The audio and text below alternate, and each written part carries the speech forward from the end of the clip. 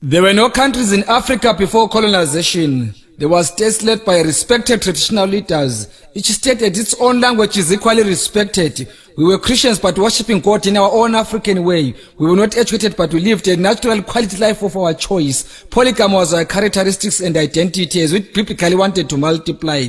We had glorified and dignified traditional weddings that were merely divorced. Our skin color wasn't black but chocolate brown. We didn't use money but lived healthy and fairly on barter trade. We didn't have hospitals but we had our own traditional doctors. There was love, peace and harmony amongst us. There was no hunger, poverty, corruption, fraud, murder and hate. A neighbor was treated like a family, not a foreigner or an alien.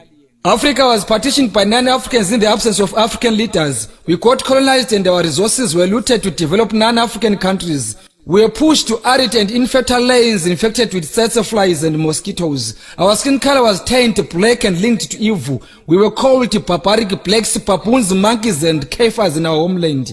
We were embarrassed, humiliated, tortured, harassed, beaten and killed to be depopulated. We were intimidated and forced to spy and expose one another. We were Africans in Africa without rights in their homeland. We were Africans restricted on where to go by non-Africans in Africa. We were slaves in our homeland. Our forefathers stood up and fought. We won and got back Africa to us. We called it independence, democracy and freedom. African independence didn't come alone. HIV mounted on us. Poverty heavily came on us. Unemployment fell on us. Chaos blossomed to us. Cancer carried away our lives.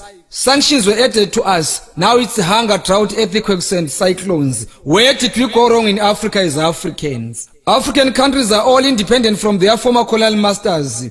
Where are the fruits of independence, if I may ask? We now worship God in a non-African way. We are no longer polygamists, we are lesbians and gays. Sodom and Gomorrah was brought to us in Africa by non-Africans. African identity has been suppressed and diluted, polluted and converted. We Africans support non-African football clubs more than our own African teams. English, Portuguese, Spanish and French are our official languages at the expense of our own Bantu languages. We collectively fought together as Africans during our liberation struggle. We were not using visas, passports, emergency traveling documents, permits and asylums. What happened to our unity and togetherness? An African needs a passport and sometimes a visa to visit an African country. An African is annually given 90 days of staying in an African country. An African needs a certain amount of money to be granted permission to visit an African country.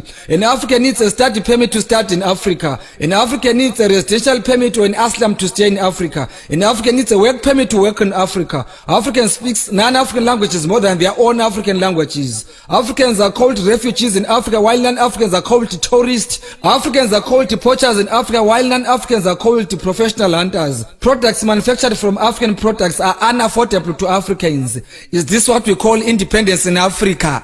Why are Africans beggars while we have flora and fauna?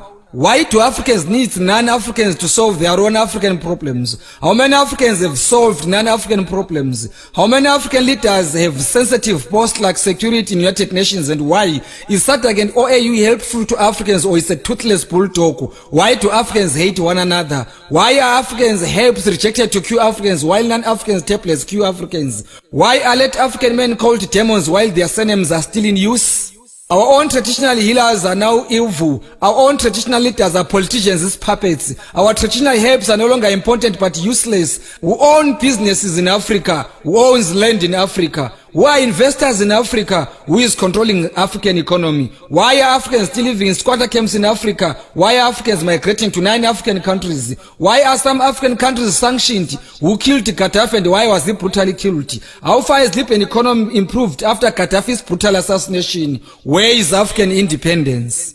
Cry, my beloved Africa, until all Africans feel at home in Africa. Cry, my beloved Africa, until Africans completely gain total control of their natural resources. Cry, my beloved Africa, until child and human trafficking is over. Cry, my beloved Africa, until human abuse is ironed out. Cry, my beloved Africa, until Bantu languages are internationally recognized. Cry, my beloved Africa, until freedom of speech and freedom after speech prevails. Cry, my beloved Africa, until all African heroes and heroines are honored when still alive. Cry, my beloved Africa, until human rights are respected not violated. Cry, my beloved Africa, until better life for all arrives to all Africans. Cry, my beloved Africa, until all Africans have decent shelter. Cry, my beloved Africa, until education and health is for free. Cry, my beloved Africa, until all Africans afford decent meals. Cry, my beloved Africa, maybe our Lord will bless cursed Africa one day.